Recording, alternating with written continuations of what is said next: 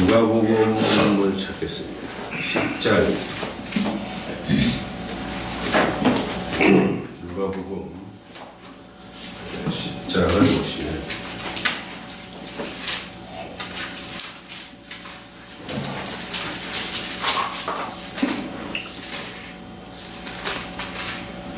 (1절부터) (7절까지를) 제가 읽겠습니다. 그 위에 주께서 따로 70인을 세우사 친히 가시리는 각 동네와 각 지역으로 둘씩 앞서 보내시며 이르시되 추수할 것은 많되 일꾼이 적으니 그러므로 추수하는 일꾼에게 처하여 추수할 일꾼을 보내어 주소서 하라.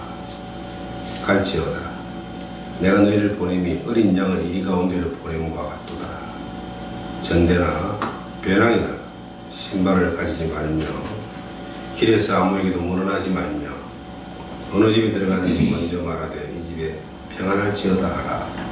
만일 평안을 받을 사람이 거기 있으면 너희의 평안이 그에게 머물 것이요 그렇지 않으면 너희에게로 돌아오리라. 그 집에 유하며 주는 것을 먹고 마시라. 일꾼이 그 삭슬 받는 것이 마땅하니라. 이 집에서 저 집으로 옮기지 말라. 아멘. 우리 이 말씀은 지난주에 제가 드렸던 말씀하고 좀 비슷한 내용의 말씀입니다. 마태복음 9장에 이제 36절부터 나왔던 주님의 말씀하고 비슷한 내용인데 좀 더 구체적인 내용이라 또 이어서 말씀을 드립니다. 여기 보니까 70명을 세웠다 그랬어요. 예수님이 12명의 제자를 사도라 그러죠. 그런데 또 70명을 또 따로 세웠어요. 또 제자 그룹이 12명도 있었고 70명도 있었고 그리고 또 예수님 부활하실 때는 120명까지 또 있었고 제자가 여러 그룹이 있었어요. 70명도 이제 핵심 그룹인데 예수님을 가까이 따르면서 복음의 일꾼으로 부름을 받은 사람들인데 여기에 사람들의 이름은 나오지 않습니다. 그런데 그 사람들을 세워가지고 친히 가시리는 각 동네와 지역으로 둘씩 앞서 보냈다 그랬어요. 예수님이 가시고자 하는 곳이 어딥니까? 세상 땅끝이거든요. 예수님이 뭐하러 가셨을까요? 뭐하러 가시기를 원하실까요? 어둠 가운데 있는 사람들을 구원하시기 위해서 예수님은 가시기를 원하셨습니다. 그런데 직접 가지 않고 70명을 둘씩 보냈다라고 이렇게 성경은 말하고 있습니다. 복음을 전하러 나갈 때에 혼자 가지 않고 둘씩 가라. 어떤 원리입니다. 혼자는 넘어지기 쉽기 때문에 성령님과 함께 가더라도 꼭 둘씩 가라. 혼자 있으면 참 약해지거든 사람이요. 그래서 둘씩 가라 이렇게 말했습니다. 그래서 우리가 복음을 전하기 위해서 선교사를 파송하거나 교회를 세우기 위해서 전도자를 파송할 때는 할 수가 있으면 성경의 원리를 따라서 둘씩 가는 게 좋습니다. 일단 한 가정이 가면 둘이 가 되죠. 부부가 가는 게 좋고 그리고 그것도 여건이 안 되면 반드시 동역자를 세워서 같이 보내는 것이 하나의 원리입니다. 그러면 그 가는 이유가 뭐냐 하면 2절에 이르시되 추수할 것은 많되 일꾼이 적으니 그러므로 추수하는 주인에게 처하여 추수할 일꾼을 보내주소서 하라. 뭐하러 간다고요? 추수하러 간다. 이 추수란 말은 이제 곡식이 익어서 낫을 들고 거두어 드리는 겁니다. 이 말은 다른 말로 하면 예수 그리스도가 십자가에 죽으시고 피 흘려서 3일 만에 부활하시게 되는데 그 예수 그리스도를 믿기만 하면 구원받는다는 이야기예요. 그러니까 믿기만 한다는 말은 추수하는 것 같습니다. 거두드리기만 하면 된다는 것이에요. 우리가 누구를 위해서 대신 죽어주는 것도 아니고 피 흘리는 것도 아니고 예수님이 다 해놓은 거 뭐 하면 된다? 전해서 믿게 하면 되는 거예요. 그게 추수한다 그래요. 그것도 못하냐? 예수님이 본인이 요한복음 12장 24절에 이렇게 말씀하십니다. 하늘의 밀이 땅에 떨어져 죽지 않으면 죽 그대로 있고 죽으면 많은 열매를 맺으리라. 그 예수님이 땅에 떨어져 죽고 다시 부활하시는 것까지 예수님 다 하시는 거예요. 그러면 그걸 믿기만 하면 구원받죠. 구원받는 게 추수하는 거예요. 우리는 뭘 하는 사람이에요? 전해주기만 하면 되는 거예요. 우리가 추수꾼이 되는 거예요. 전해주기만 하면 그 사람들은 믿을 수 있다. 주님이 가시려고 하는 곳에서 하시고자 하는 일이 뭐였냐면은 마가복음 1장 15절에 때가 찼고 하나님의 나라가 가까웠으니 회개하고 복음을 믿으라. 어둠 가운데 있는 이 죄악 가운데 있는 사람들에게 빛으로 오셔가지고 구원자로 오셔서 그들을 살리는 것이 예수님이 하시는 일이고 또 가시고자 하는 목적이었습니다. 어느 날 그 예수님이 내 마음에 들어오셔가지고 내가 이걸 믿게 하셔가지고 내가 하나님의 뭐가 됐다? 자녀가 됐다는 말은 추수가 됐다 이 말이에요. 그럼 우리도 지금 뭘 하냐면 추수꾼입니다. 이러지 많은 영혼들이 믿기만 하면 예수님이 하신 일을 믿기만 하면 구원받는데 전해주는 사람이 없어서 추수하는 사람이 없어서 못 믿고 있는 것입니다. 우리가 왜 지금 이 하나님 말씀을 배우느냐? 배우는 것은 가르치는 자가 되기 위하여 배운다 그랬잖아요. 그러면 또 왜 배우느냐?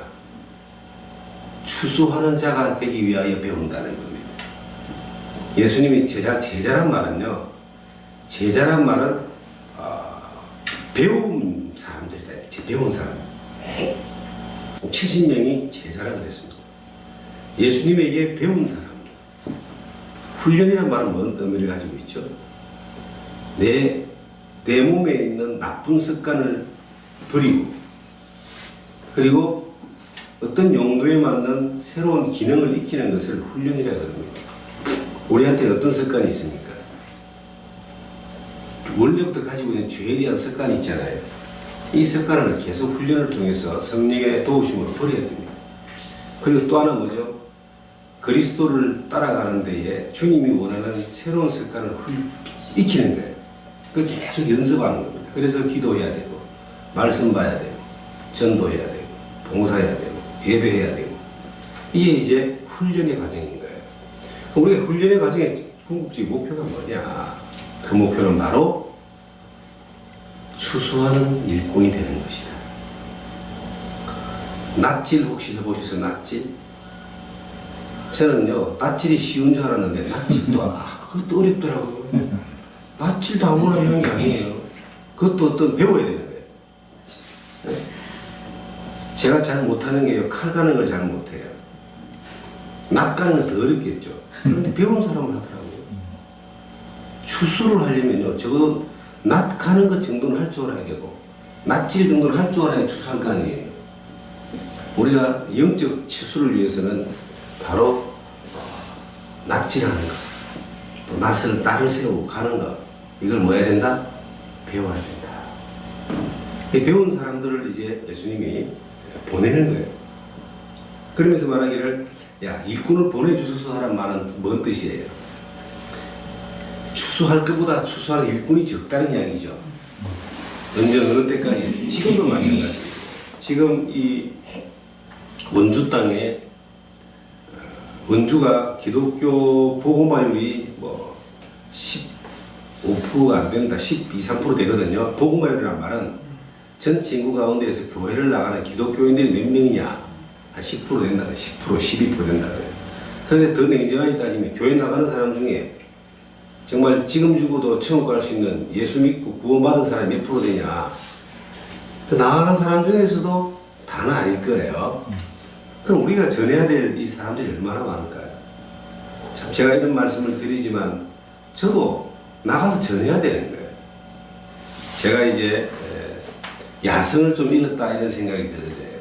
제가 처음에 예수 믿고 구원받았을 때는 만나는 사람마다 다 보험되었습니다. 버스를 타잖아요. 옆에 있는 사람한테 가만히 못 있습니다. 기차를 타잖아요. 옆에 있는 사람한테 절대 가만히 있지 않습니다. 무조건 말씀을 전해요. 친구 만나잖아요. 무조건 말씀을 전합니다. 왜냐면 영혼이 너무 불쌍하니까. 근데 지금은 그렇게 잘 안 되거든요. 갈수록 더 해야 되는데 지금은 이제 예수 믿는 사람들한테 말씀 가르치기 전하기 바쁘고 이렇게 복음을 전할 수 있는 사람들을 가르치는 일에 사명을 두고 하고 있지만 좀 야성을 좀 잃었다 이런 생각을 해보면서 참 부끄러움을 느낍니다. 그런데 여러분, 우리에게는 주님이 우리에게 주신 사명이 있습니다. 그게 뭐냐니까 사람을 낚는 것이다. 이 추수하는 거나 사람을 낚는 것이나 똑같은 거예요. 사람을 추수하는 것이고, 예수님이 베드로를 부를 때 뭐라 했죠? 사람을 낚는 어부가 되게 한다 그랬거든요. 성경 마태복음 우리 한번 보겠습니다. 너무 중요한 말씀드리니까 4장 19절에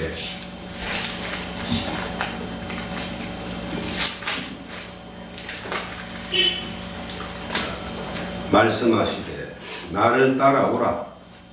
내가 너희를 사람을 낚는 어부가 되게 하리라 하시니 그들이 곧 그물을 버려두고 예수를 따르니라. 뭘 낚는 어부? 사람을 낚는 어부. 사람을 낚는 어부나 추수하는 일꾼이나 똑같습니다. 하나님이 똑같은 영혼을 건져서 거두어들여서 하나님께로 옮기는 일을 하는 겁니다. 예수님이 말했습니다. 요한복음 4장 35절 이하에 보시면 넉 달이 지나야 추수할 때가 된다. 곧 이제 추수할 때가 되는데 그 일꾼이 적다. 그런 말씀을 예수님이 친히 하셨습니다. 그 전도는 영혼을 거두어 드리는 것인데 이 전도의 가장 효과 있는 방법이 뭔가를 제가 생각해 볼 때요. 예수님의 방법이에요. 예수님은 본인이 다 갔습니까? 70인을 훈련시켜서 보냈습니까? 보냈죠. 이게 전도의 가장 효과적인 방법이에요. 예수님이 가고자 하는 곳을 70명을 훈련시켜서 보냈다는 거예요. 제가 여러분들하고 이렇게 지금 공부를 하고 훈련을 시키고 가르치는 것은 여러분들이 무엇을 하는 사람이 되게 하기 위해서냐면 추수하는 사람이에요. 나도 다른 사람에게 전할 수 있는 사람. 그런데 전하면 전해지거든요. 그렇게 전할 수 있는 사람이 되기 위하여 공부를 한다. 그런데 하나님이 하시면 되는 겁니다. 여러분들은 예수를 믿는 사람을 넘어서 추수할 일꾼이 되어야 된다는 그러한 사명을 가지시기를 바랍니다. 사명이 있어야 돼요. 어디로 가야 되는가에 대한 길을 보고 가야 되겠다, 뭘 해야 되겠다는 사명이 있어야 됩니다. 사명만 있다고 되는 게 아니에요. 하나님 말씀에 순종하는 그러한 결단이 있어야 되고, 그리고 또 뭐가 있어야 되죠? 그곳을 향해서 걸어갈 수 있는 열정이 있어야 됩니다. 열정이 있는 여러분이 되기를 간절히 바랍니다. 전도자는 정말 하나님이 맡겨주신 사명을 위해서 기도하는 사람이 되어야 됩니다. 일꾼을 보내어 주소서 하라는 말은 뭐냐면 기도 제목이에요. 일꾼을 보내주셔서, 저는 이 기도 제목을 참 꽤 오래 가지고 갑니다. 일꾼을 보내주소서. 자, 사람들은 내가 나이가 많아서 하나님이 쓰시겠나 그러는데, 하나님이 나이 많은 사람을 안 쓰고 나이 젊은 사람을 쓰는 법이 없어요. 하나님 어떤 사람을 쓰느냐면은 준비된 사람을 씁니다. 어떤 사람이 하나님이 쓸만한 사람. 운동을 할 때 젊었을 때는 힘으로 합니다. 조금 노숙해지면 힘으로 해요? 아니면 힘을 빼고 해요? 어때요? 어떤 운동이든 경지에 오르면 힘을 빼잖아요. 탁구도 그렇고 당구도 그렇고 골프도 그렇고 힘으로 치는 게 아니에요. 그 쓸만한 사람은 혈기왕성한 사람보다 많은 과정 가운데 기도로 준비된 사람, 말씀으로 연단된 사람이었어요. 하나님이 우리를 그렇게 쓰기를 원하고 계십니다. 그래서 여러분들에게 기도 제목을 하나 드립니다. 일꾼을 보내어 주소서. 나와 함께 복음을 전하는 일꾼을 보내어 주소서. 나와 함께 복음에 협력하는 일꾼을 보내어 주소서. 추수하는 일꾼을 보내어 주소서. 일꾼 잘못 만나면 해가 망신하죠. 그래서 갈로 열고 좋은 일꾼 보내주소서. 일꾼 잘못 만나니까 동업자 잘못 만나니까요. 뭐 정말 폐가 망신하는 사람 있잖아요.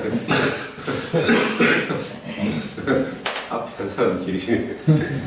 신앙도 마찬가지예요. 동업자 잘못 만나면 폐가 망신합니다. 그래서 좋은 일꾼 보내주소서. 제게는 여러분들이 좋은 일꾼입니다. 여러분들도 좋은 일꾼을 위하여 그렇게 기도하라고 성경은 기도 제목을 가르쳐 줬습니다. 끊임없이 뭐라고 기도한다? 좋은 일꾼 보내어 주소서. 그리고 기도를 다 했을 때에 하나님의 능력의 역사가 나타나는 거예요. 제가 사도행전 4장에 보시면은 사도행전 4장을 보시면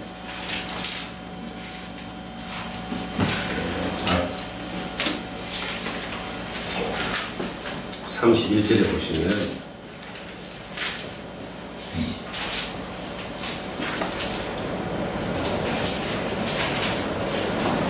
사도행전 4장 31절에 빌기를 다함에 모인 곳이 진동하더니 무리가 다 뭐한다? 성령이 충만하여 담대히 하나님 말씀을 전하리라. 예. 이 기도를 다 하니까 무리가 성령이 충만하여 하나님 말씀을 전했다. 제가 우리 복음의 사역자로 훈련받기를 원하는 사람들에게 주문하는, 부탁하는 내용 가운데 하나가 기도를 많이 해라. 기도를 얼마나 하느냐에 따라서 성령의 역사를 더 많이 보느냐 안 보느냐가 결정지어질 수 있습니다. 기도하셔야 돼요. 기도하는데 시간을 들이는 것을 아까워하지 마십시오. 여러분들 기도가 특별히 뭐 기도문을 가지고 거창하게 안 해도 그냥 하나님 감사합니다. 저를 사용해 주세요. 내 모든 삶을 하나님 앞에 맡깁니다. 하나님 나라의 추수한 일꾼을 되게 하시고 인도하시며 사용해 주세요. 내 필요로 하시는 주님, 나를 붙들어 주세요. 그리고 뭐 가족을 위해서 아니면 내가 필요로 하는 일들을 위해서 하나님 앞에 제목을 가지고 기도할 수 있습니다. 그래서 여러분들이 좋은 일꾼이 되기를 원하신다면 기도하세요. 원망하지 말고 기도하세요.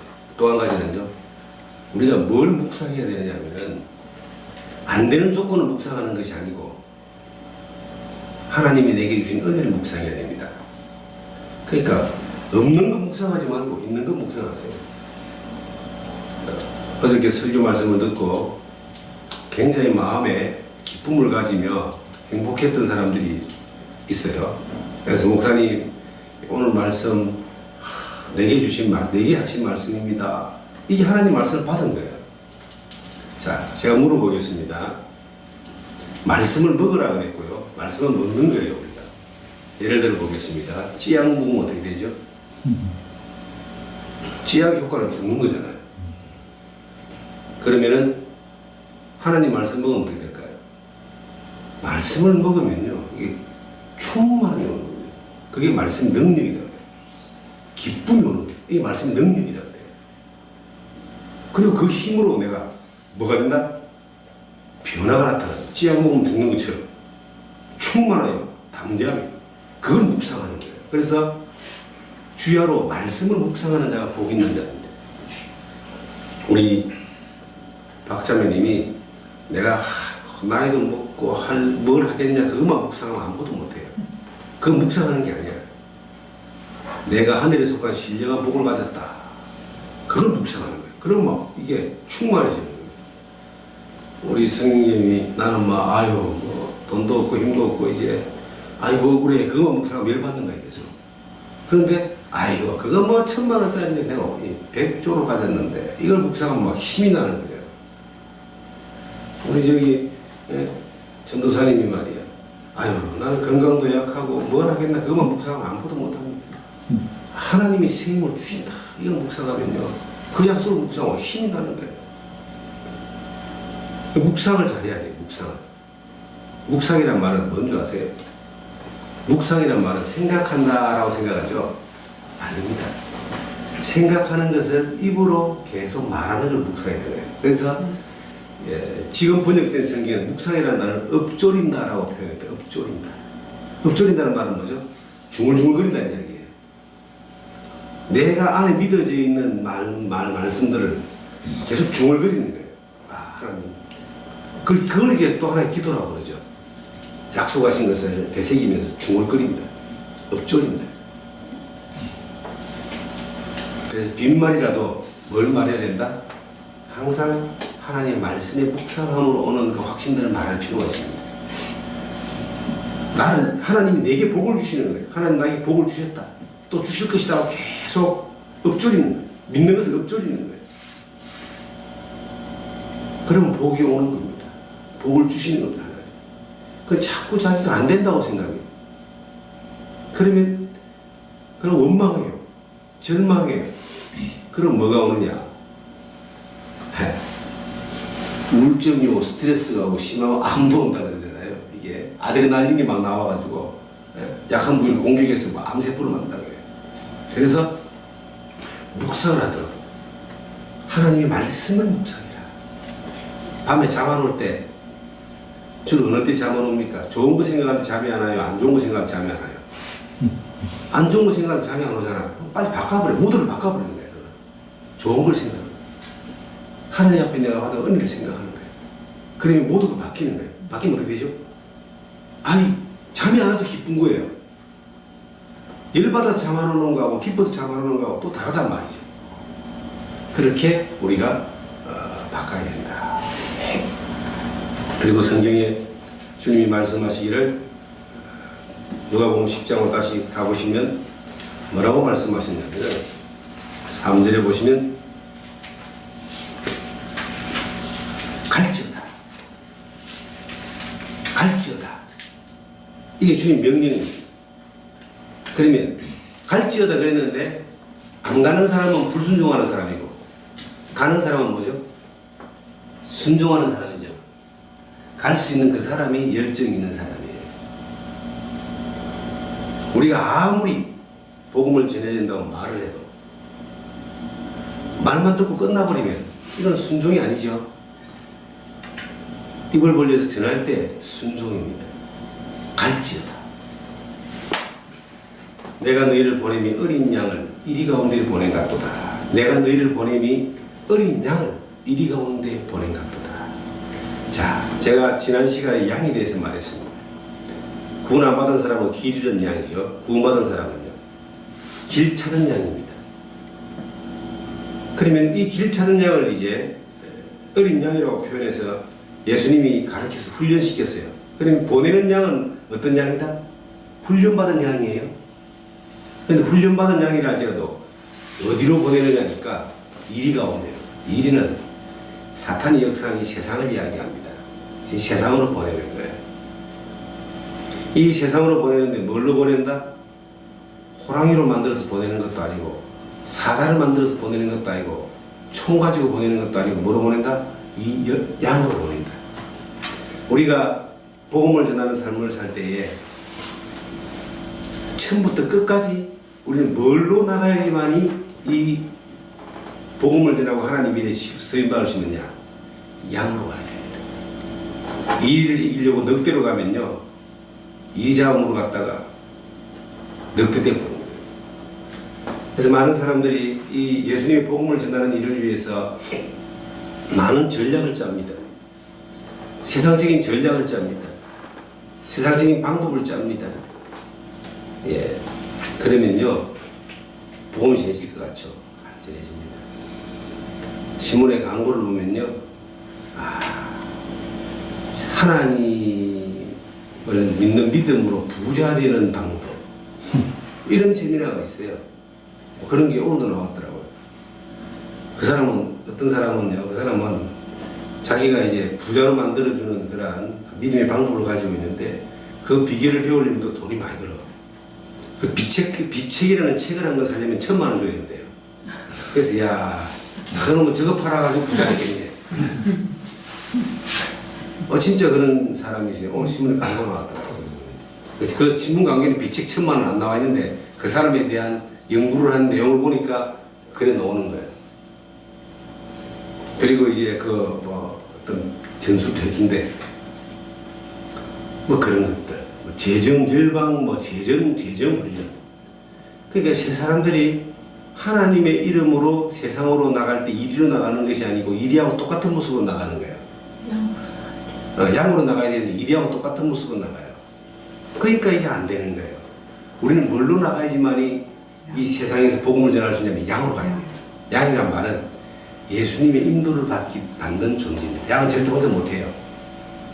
예수님이 영으로 함께 하시고 성령이 함께 하시거든요. 우리는 약하지만 성령이 함께 하심으로 가면 반드시 된다.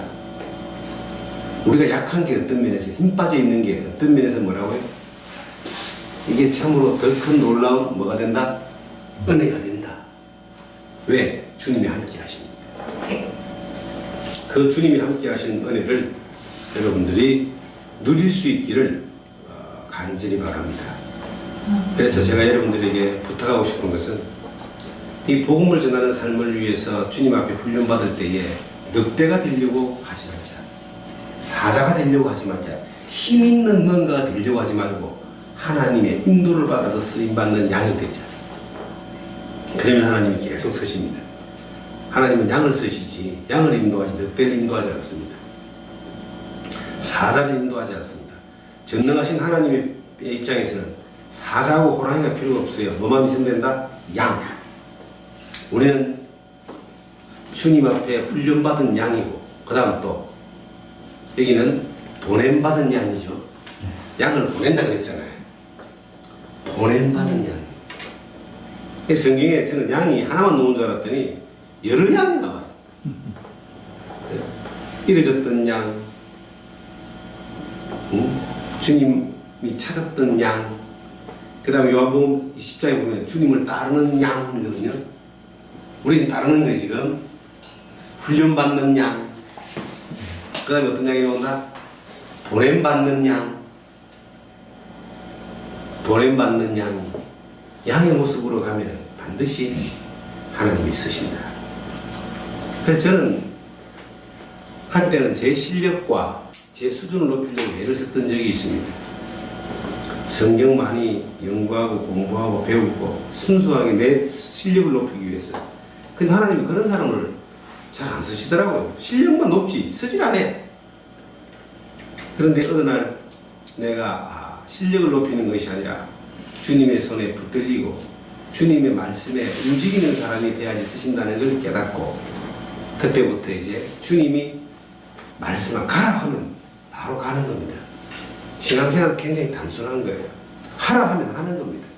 하지 말라면 안 하는 거예요. 단순한 그러한 이 훈련을 말씀을 통해서 분별하고 영적으로 분별하는 것을 계속 준비하다 보니까 이제는 뭐가 됐냐면요, 하나님이 정말 쓰시는 것을 경험하게 되는 것입니다. 자, 사랑하는 믿음의 동력자들, 여러분들이 주님이 여러분들을 이리 가운데 보낼 때에 죽을 것 뻔히 알고 보내는 것이 아니라 양으로 가야지 이리를 이길 수 있기 때문에 보내는 거예요. 예수님은 승리하셨다고 그랬습니다. 우리가 지는 싸움을 안 합니다. 우리는 예수님이 승리한 싸움을 하는데, 우리를 보내실 때에 세상의 눈으로 볼 때는 질 수밖에 없는 존재지만 주님이 함께 하시니까, 여호와는 나의 목자시니 내가 부족함이 없음이로다. 주님이 함께 하시기 때문에 뭐라고 한다? 반드시 승리한다. 그 승리를 경험하는, 정말 그 현장에서 승리를 경험하기를 원합니다. 그러면 주님이 함께 하시면 된다라고 하는 것을 이렇게 표현해 보고 싶습니다. 따라봅니다. 주님이면 충분합니다. 주님이면 충분합니다. 복음이면 충분합니다. 복음이면 충분합니다. 성령이면 충분합니다. 성령이면 충분합니다. 믿음이면 충분합니다. 믿음이면 충분합니다. 예, 이것이 바로 양으로 보냄을 받는 사람의 자세입니다. 양 자체로 충분하다. 누가 싸워주십니까? 하나님이, 예수님이, 성령님이 싸워주시기 때문이다. 우리가 볼 때 양이 이리에 밥이 되겠죠. 그렇죠. 그런데 성령의 역사는 그렇지 않습니다. 양이 이리를 이기는 거예요. 전도하면요, 전도하는 사람이 소위 말하는 을이 되잖아요. 을. 전도 받는 사람이 갑이죠. 그런데 성령이 역사하시면 그게 거꾸로 바뀐다는 거예요. 그래서 우리가 성령의 역사를 힘입고 담대히 복음을 전하고 말씀을 전할 필요가 있다. 자, 전도해 보니까 사람들이 말 잘 안 들어주죠. 우리 성령님 경험 많이 하죠. 말은 전하지만 말을 잘 안 들어주잖아요. 그런데 내가 이제 전도할 때 좀 더 구체적으로 기도하면서 하나님 도와주세요, 성령님 힘주세요 라고 한번 해보세요. 그러면 하나님이 일하심을 볼 수 있는 거예요. 우리가 할 수 있는 건 단지 전하는 겁니다. 역사는 누가 한다? 하나님이 하시는 거예요. 성령이 하시는 거예요. 그래서 성령이 역사하는 것을 우리가 보기 위해서는 우리가 어떻게 하나님이 하시는 일을 해야 되느냐? 명령을 따르는데 뭘 하면서? 성령의 도우심을 바라고 믿고 기도하면서 하면 더 놀라운 역사를 경험할 수 있다. 반드시 뭘 해야 된다? 기도한다. 저는 기도의 능력을 믿기 때문에 기도 안 할 수 없는 거예요. 기도는 능력을 믿은 사람이 더 많이 합니다. 여러분도 기도의 능력을 경험하면서 주님이면 충분한 복음 역사가 역사에 쓰임받기를 간절히 바랍니다. 그리고 이제 그 뒤에 이런 말이 있습니다. 4절에 전대나, 전대란 말은 돈주머니, 빼랑은 백, 신발을 가지지 말며 길에서 아무에게도 문안하지 마라. 여기서 길에서 아무에게도 문안하지 마라 하는 말은 뭐냐면은 복음 전하러 가는데 길거리 가는데 계속 아는 사람을 만나요. 그러니까 쉽게 말하면 친척들을 만나고, 그러면 만나면 어떤 이야기를 합니까? 안부를 묻고 세상 사는 이야기를 하고 막 그러겠죠. 그러면 복음 전하러 갈 수 있을까요? 없을까요? 하루에 3사람만 만나도 못 가는 거예요. 우리가 이 말은 뭐냐면 여러분들이 하나님의 일에 보냄을 받는 사람의 삶을 살리려고 하려면 육신의 인연들을 너무 집착하지 말라는 이야기입니다. 우리가 복음을 전하기 위해서 보냄을 받았지, 누군가에게 친척에게 잘하고 친구에게 잘하고 잘 지내기 위해서 보냄받은 건 아니다. 그래서 뭐 하지 마라? 문안하지 마라. 그래서 너무 이렇게 사람 좋아하는 사람은 그게 엮여버립니다. 이게 사람들이 끊임없이 나로 하여금 스케줄을 만들어줘요. 그걸 어떻게 해야 된다? 좀 끊어낼 필요가 있습니다. 별로 영향가도 없는데 시간만 만져버리는 거예요. 하고 싶은 일 해야 될 일은 뭐라는 겁니다. 오늘 같은 날도 그렇잖아요. 오늘 같은 날도 우리가 이제 연휴라 스케줄이 다 있을 수 있어요. 가족 여행도 있을 수 있고 친구 만날 수 있고. 그런데 그러한 것들을 다 챙기다 보면 뭘 못한다? 네, 보냄받는 일을 못하는 거예요. 그래서 때로는 우리가 냉정할 필요가 있다. 저는 이런 부분들을 철저하게 잘 하고 있고요. 그렇게 하려고 합니다. 그 다음에 전대나 배낭과 신발을 가지지 마라. 이 말은 뭐냐면요. 아니, 옛날, 요즘은 신발이 좋아가지고 몇 달씩 신지만 옛날에는 신발이 그렇게 좋지 않았습니다. 부자들이나 가죽 신발 신었지. 신발도 못 신고 다니는 사람이 더 많았을 거예요. 우리나라에 제가 어릴 때만 해도 집신이 있었어요. 집신 신고 다니는 사람 봤거든요. 그 다음에 이제 제가 어릴 때 신고 다니던 신발이 고무신입니다. 검정 고무신. 예. 그것도 못 신고 다니는 사람이 있었어요. 제가 어릴 때 부산에서. 진짜 필리핀에 가보니까 필리핀 날씨가 따뜻하잖아요. 사람들이 신발을 신는데 처음 신기 쪼리야, 쪼리. 쪼리 신발을 신는데 그것도 못 신고 다니는 사람들이 마닐라 시내에 있더라고요. 진짜 맨발로 다니는 사람들을 봤어요. 근데 이 신발을 준비하지 말란 말은 하나님이, 예수님이 너를 보냈으면 네 신발은 누가 책임진다는 거죠? 예수님이 책임진다는 거예요. 이걸 믿을 수 있어야 돼요. 저는 복음을 전하러 나올 때에 제가 가난했습니다. 제가 가난한 건 자발적인 가난이에요. 왜냐하면은 저는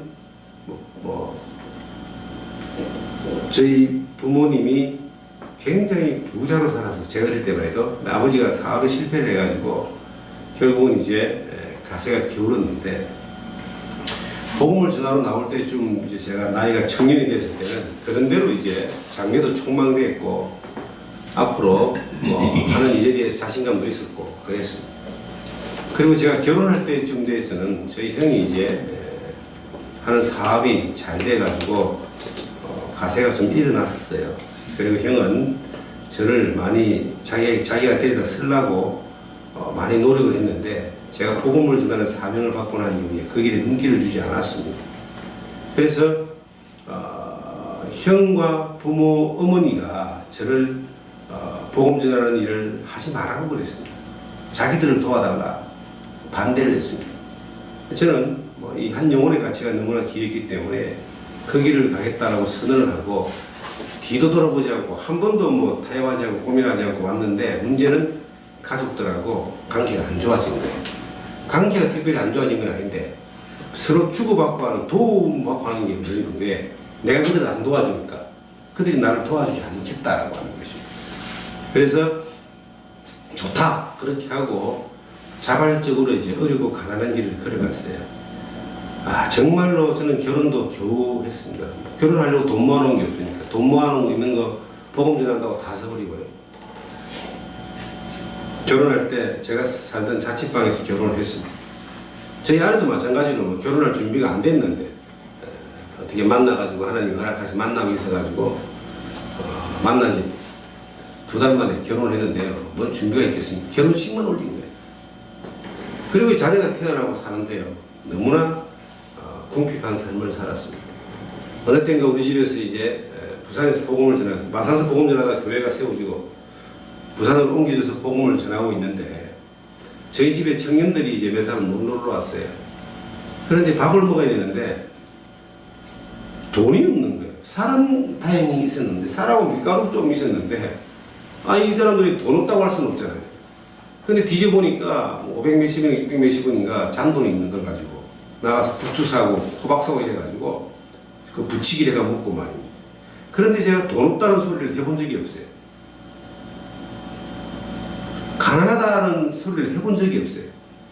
누가 특별히 빌려달라 해본 적도 없어요. 저는 빌리는 것도 잘 못합니다. 은행에는 빚 좀 있습니다. 은행 빚은 있는데 사람한테 빌려달라고 해본 적이 없어요. 우리 어머니한테도 해본 적이 없고 처갓집에도 해본 적이 없어요. 저는 없으면은 그냥 없는 대로 굶어버려요. 뭘 배웠기 때문에 제가 그런 담대함이 있는 줄 아세요? 걱정 안 합니다. 뭘 배웠냐?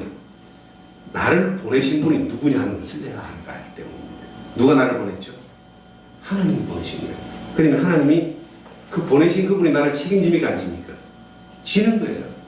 국가에서 군인을 보냈습니다. 군대를 보내가지고 전쟁을 시키면 그 물자는 누가 책임져요?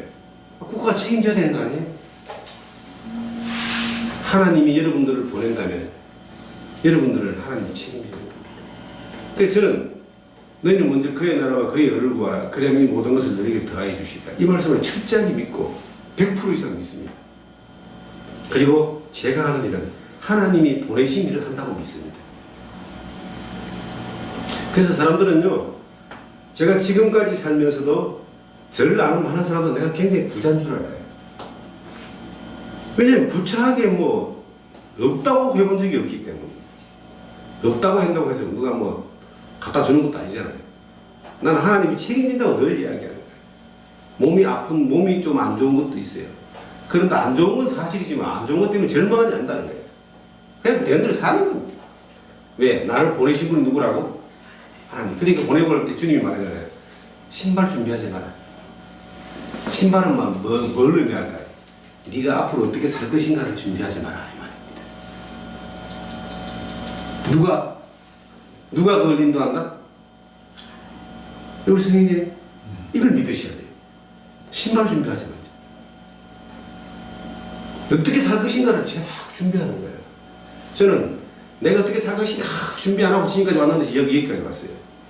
분명한 것은 저는 한 가지 분명한 것은 하나님이 지금까지 나를 쓰셨다라고 하는 것에 대해서 저는 의심이 없습니다. 그리고 또 지금도 나를 쓰신다라고 하는 것에 대한 확신이 있습니다.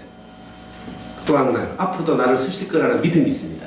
그런데 내가 신발을 준비하지 않습니다. 누가 준비한다고? 주께서 내 길 예비하시네. 주께서 내 길 예비하시네. 이제 하루하루를 주를 위해 살리라. 주께서 내 길 예비하시네. 신발을 누가 준비한다고요? 하나님. 자, 우리 전도사님, 네. 신발을 하나님이 예비하시는 걸 믿으셔야 돼요. 알겠습니다. 잔대가리 너무 굴리면은 사실은요, 신발 씻는 것도 빨리 떨어져 버립니다. 있는 것도 간섭 못해요. 그냥 가라 하면 가는 거예요. 신발은 누가 책임진다? 난 그걸 믿어. 여기까지 왔어요. 신발을 내가 준비하는데 여기까지 왔어요. 제가 지금 여기 있는 이 모습이 여러분들 어떻게 보입니까? 내 인생에, 내 신앙의 여정에 제일 좋은 날을 나는 오늘 살고 있어요. 난 그렇게 믿어요. 앞으로 더 좋은 날을 하나님 인도하시리라고 믿습니다. 난 지금도 쓰임받고 있잖아요. 그러니까 자발적으로 제가 가난을 선택했죠. 자발적으로 주님의 부름을 따라서 가라는 데 갔어요. 근데 그 다음은 하나님이 다 책임지더라. 지금도 내가 신발을 예비하려고 생각하면 머리 아파 못 삽니다. 그거 안 하는 거예요. 그건 누가 해야 된다? 그거는 하나님이 하셔야 돼요.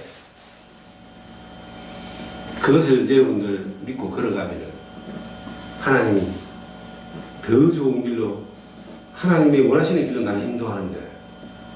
그래서 거룩한 하나님을 만날 때 해야 되는 첫 번째가 뭐냐면, 모세의 경우는 그랬습니다.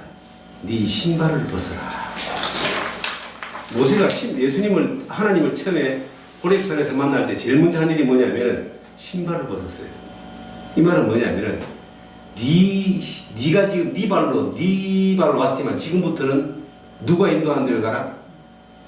내가 인도하는 데를 가라 이 말입니다. 저는 그렇게 평생 살기를 원합니다. 그런데 살아왔는데 제가 가만히 생각해보면요, 내가 제일 잘 된 것 같아. 내가 제일 잘 된 것 같은 거예요. 왜? 지금까지 변함없이 하나님 앞에 쓰임받고 있다는 겁니다. 위대하고 큰 일은 못하지만은 한 영혼을 살리고 한 영혼의 복음을 전하는 일들을 위해서 지금까지 하나님이 나를 쓰신다는 것을 저는 믿습니다. 여러분도 그렇게 되어질 줄 믿습니다. 신발을 준비하지 마십시오. 그 다음에 뭘 준비하지 말라고 했습니까? 배낭. 배낭이란 말은 내가 먹고 사는데 필요한 일상용품을 가지고 배낭에 다 들어가 있잖아요. 여행하는 사람. 그러니까 무엇을 먹을까, 무엇을 입을까 염려하지 마라 그럽니다. 배낭도 준비하지 마라. 저는 배낭도 준비 안 했습니다. 제가 처음에 결혼할 때 50만원 월세에 50만원 보증금에 4만원 월세 내는 곳에서 신혼생활을 했습니다. 그런데 내가 나를 위해서 뭐 어떤 집을 더 늘릴까, 뭐 적금을 들어본 적이 한 번도 없어요 지금까지. 이해되세요? 그런데 지금은 갑부가 되어 있어요. 그때에 비하면. 이게 상대적으로 보면 내가 빈곤한데 하나님 보면 굉장히 풍요롭다는 이야기예요. 근데 그 풍요로움이, 내가 있는 풍요로움은 이게 땅에 있는 것에 대한 풍요로움보다는 하늘에 있는 거거든요. 하나님 주기로는 하늘의 복을 내가 너무 많이 받았어요. 그래서 저는 늘 이 백조라고 표현했지만 이 백조를 가진 사람의 어떤 풍요로움이 있습니다. 내만 가진 게 아니라 누구도 가졌다? 여러분도 다 가졌잖아요. 그 풍요로움을 같이 누리세요. 그리고 돈 1000만, 백조 가진 사람이 1000만원짜리 가지고 아웅다웅 거리지 마시고 부러워하지 말고 억울해하지 말고 그렇게 삽시다. 배낭 가지지 마세요. 그 다음에 전대. 세상 사람들 제일 중요한 게 돈이잖아요. 돈도 가지지 마. 그것도 하나님이 주신다. 하나님이 주시는 것을 경험하면서 할 때, 이야, 신기하거든요. 제가 자주 이제 근간에 우리 몇몇 번 만나면 이렇게 권합니다. 설교도 그랬지만, 내 앞에 있는 거대한 산을 내가 꽃갱이를 해가지고 이거 평지로 만들려면 죽을 때까지 안 되는 건데, 여호와의 영이, 하나님 영이 함께 하시면 평지가 된다 그랬거든요. 이걸 경험할 때마다 믿음이 커져가는 거예요. 하나님을 신뢰하는 믿음이 커져가는 겁니다. 저는 그런 걸 너무나 많이 경험했어요. 그래서 전대나 배낭이나 신발 안 가집니다. 되는 대로 가는 거예요. 지금 내 앞에 있는 일들도 어려운 일들이 많이 있습니다. 그런데 염려하지 않습니다. 하나님이 가면 길을 열어주신다 믿어버립니다. 더 좋은 길로 인도하신다고 믿는 거예요. 그리고 가는 거예요. 근데 지금까지 그래왔는데, 지금까지 그래왔는데 하나님이 정말 그렇게 해주셨어요. 믿음대로 되게 해주셨어요. 그러한 능력을, 그러한 경험을, 그러한 은혜를 여러분이 삶 가운데 느낄 수 있기를, 경험할 수 있기를 간절히 바랍니다. 이 훈련의 과정 가운데서 우리는 글자를 배우는 것도 중요하고, 성경을 배우는 것도 중요하고, 내용을 배우는 것도 중요하지만 더 중요한 것은 우리를 보내신 그 주님을 배우는 겁니다. 우리를 책임지시는 그 주님을 신뢰하고 그 주님의 능력을 경험하는, 그러한 능력을 경험하는 그러한 여러분과 제가 되기를 간절히 바랍니다. 기도합니다. 주소